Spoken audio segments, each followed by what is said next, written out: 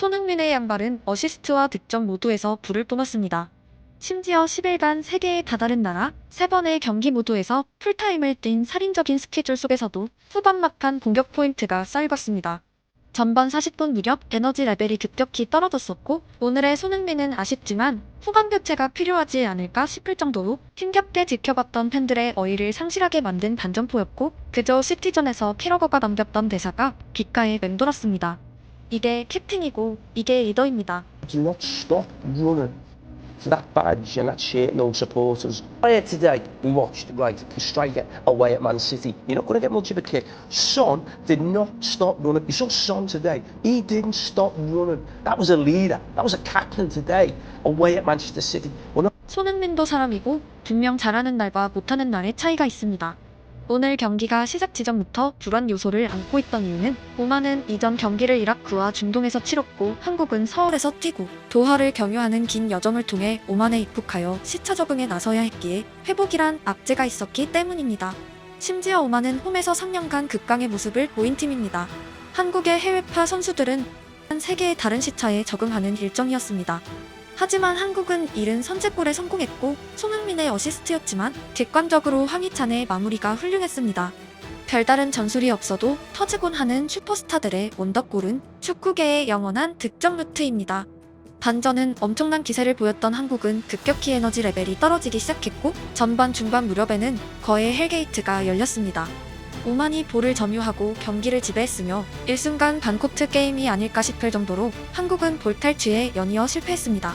전세기를 주제로 다룬 영상에서 언급한 대로 오늘 경기는 팔레스타인전보다 더 높은 강도로 체력이 이슈였고 사실 전술에 대해 이야기하기 무의미할 정도로 대부분 선수들의 컨디션은 6시를 가리키고 있었습니다.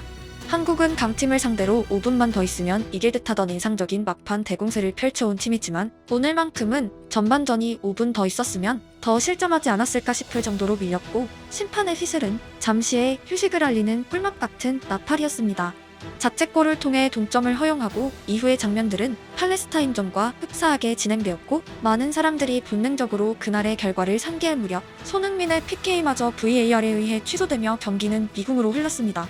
개인적으로 오늘 경기의 목병은 무조건 1차전에 많은 시간을 뛰지 않은 교체 선수들이라 생각했고 주전 경쟁을 펼치는 어린 선수들의 동기부여와 물리적인 체력이 오만을 공략할 최대 무기라고 확신했습니다. 하지만 감독은 의외로 양민혁, 엄지성 같은 체력이 충전된 선수들의 교체를 서둘지 않았고 경기는 완전히 늪으로 흘러갔습니다. 더운 날씨와 타이트한 경기의 최대 흔적은 후반 60분부터 오히려 오만 선수들이 쓰러지기 시작한 것입니다. 잠시 침대 축구를 의심했지만 쓰러진 2명의 선수 모두 즉시 교체되며 실제로 근육 경련임이 증명되었고 오늘 경기가 얼마나 힘든 여건인지 알 수 있었습니다. 같은 시각 손흥민은 더운 날씨 속에 경기에 차이를 만들지 못하고 있었지만 방전되어 교체되는 명단에 포함되지 않은 게 신기할 정도로 여전히 서서 달리고 있었습니다.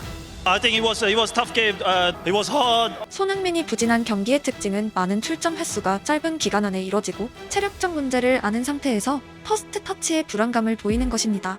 인간이 5m를 뛰었을 때의 판단력과 2km를 뛰고 나서의 순간적인 판단력은 당연히 큰 차이가 있고 손흥민은 퍼스트 터치에서 가장 그날의 체력 에너지가 묘실이 나타나곤 했습니다. 아쉽게도 오늘은 좋지 않은 날이었습니다. 이만하면 됐다 싶을 만큼 볼이 없는 상태에서 많이 뛰던 손흥민이 중앙으로 위치를 가져갔고 바로 그 순간 이강인이 춤추기 시작했습니다. 볼은 중앙에 손흥민에게 전달되었고 놀라운 밸런스로 버텨낸 캡틴은 피해를 지배했던 왼발 불꽃을 상대 골문에 꽂아버렸습니다. 교체된 어린 선수들이 아니라 이번에도 손흥민이었습니다. 경기 전의 모든 악조건들, 경기 중의 어려움이 거짓말처럼 느껴질 만큼 그냥 PL에 익숙한 그 선수 그대로였고 등 뒤에는 7번이 빛나고 있었습니다.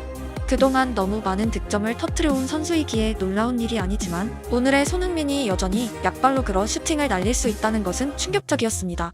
왼발이 주발인 선수가 전반 초반에도 선보이기 힘든 레벨의 파워와 정확도였기 때문입니다.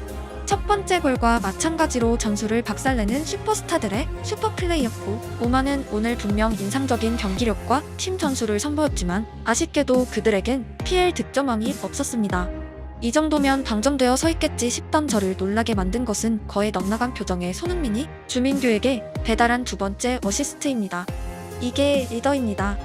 가끔 경기장에서 쓰러질 정도로 뛰겠습니다라고 말하는 선수들이 있는데 오늘의 손흥민은 그 말의 실체화였습니다.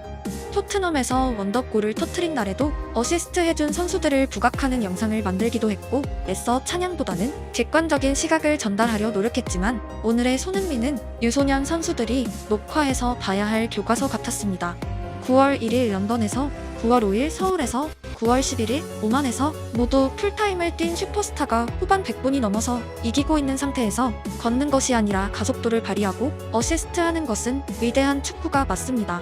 무린유가 왜 손이 뛰지 말을 외쳤는지 모두가 알 수 있었고 감독이 제어하지 않으면 진짜 쓰러져야만 스프린터를 멈출지도 모를 정도로 축구에 미친 사람이 맞습니다. 가끔 특정 슈퍼스타를 향해 저 선수가 있으면 감독이 없어도 이기겠다는 축구계의 농담이 있습니다. 손흥민은 한 골 2어시스트로 승리를 절벽에서 끌어와서 팬과 동료들에게 선물했습니다. 다른 선수들 또한 전반전 힘들어 보였던 멤버들 대부분이 후반전엔 오히려 한 발 더 뛰려 노력했습니다. 106분 경기 전체가 좋은 경기력이었다고 평가하긴 어렵고 밀리던 순간들도 많았지만 지옥의 오만 원정에서 포기하지 않은 선수들은 박수받기에 충분합니다. 오만은 홈에서 최근 3년간 8승 5무 1패를 기록했고 그 1패의 상대팀은 독일이었으며 점수는 1대 0이었습니다. 뿐만 아니라 원정까지 합친 그들의 최근 전적은 3승 1무 1패이고 8득점 2실점으로 초상승세에 있었습니다. 팔레스타인전과 비교해 더욱 어려운 경기가 예상되었던 이유이지만 독일도 실패했던 오만 원정 대량 득점에 한국은 성공하기도 하는 것이 축구입니다. 독일 팬들에겐 죄송하지만 지금 독일에도 PL 득점왕은 없습니다. 오늘 경기의 마지막 하이라이트는 필드가 아니라 관중석에서 터져나왔습니다. 생중계를 시청한 많은 분들이 보셨겠지만 세 번째 골이 터진 순간 카메라에는 눈물을 흘리고 있는 교민의 모습이 스쳐 지나갔습니다. 바로 며칠 전 서울 경기에선 한국 축구사에 전례 없던 잡음들이 가득했습니다. 응원을 보이콧한 팬들, 야유한 팬들을 꾸짖는 팬들, 호응했던 팬들, 말 그대로 한국 축구는 어려운 시기에 있습니다. 하지만 교민에게 한국팀은 그저 머나먼 조국에서 날아온 그들의 대표팀이었습니다. 집을 나서기 전 버스 안 주변의 사람들 모든 것이 외국 오만이고 한국의 흔적이란 일도 느껴지지 않는 고향과 너무도 다른 땅입니다. 경기장이 가까워지자 하나둘 한국어가 들리기 시작합니다. 그렇게 들어선 관중석 수만 오만 팬들 사이로 태극기를 발견합니다. 이 나라에 이렇게 한국인이 많았나 싶을 정도로 온 동네 교민, 원정 팬들이 한눈에 가득하고 거기서 듣는 애국가, 머나먼 고향에서 온 익숙한 대표팀 선수의 얼굴들, 그리고 득점에 성공하고 터지는 환호까지 굉장히 감정적인 사람이 아니라도 대부분 뭉클한 순간이고 애국심에도 몰랐던 사람이 거기서 대한민국을 외치는 데시벨은 노래방에서 18번을 부를 때를 능가합니다. 그 순간만큼은 혹여 나라를 잃으면 독립을 위해 투사가 될 각오가 자연스레 부여될 정도로 혼자가 아닌 우리를 인지함에서 큰 위안을 얻곤 합니다. 저는 그 교민의 감정을 100% 공감하고 있습니다. 태극기가 당연한 곳에서의 감정과 이영만리에서의 감정은 결이 다르고 마이크처럼 엄청난 증폭 효과가 있습니다. 그게 어쩌면 축구가 존재하는 이유입니다. 그 교민이 어떤 마음으로 집으로 돌아갔을지, 내일은 또 어떤 마음으로 출근하고 다시 타국에서의 일상으로 돌아갈지 혹시 있을지도 모르는 차별에선 나도 내 나라가 있다는 감정이 어떤 용기를 줄지 누구나 상상할 수 있습니다. 팬들이 공정한 대표팀만 되찾을 수 있다면 한국팀을 응원하는 모든 사람들이 그 기쁨을 누릴 수 있습니다. 대표팀의 예선 일정은 휴식기에 들어갔고 이제 24일 청문회가 기다리고 있습니다. 다음 한국 홈 경기에선 그 교민처럼 모든 사람들이 순수하게 대표팀을 응원할 수 있는 환경이 되길 기원하고 축구의 의미가 온전해지길 바랍니다. 원래 축구는 우리에게 쓴웃음이 아니라 환한 웃음과 눈물을 안기는 그런 종목입니다.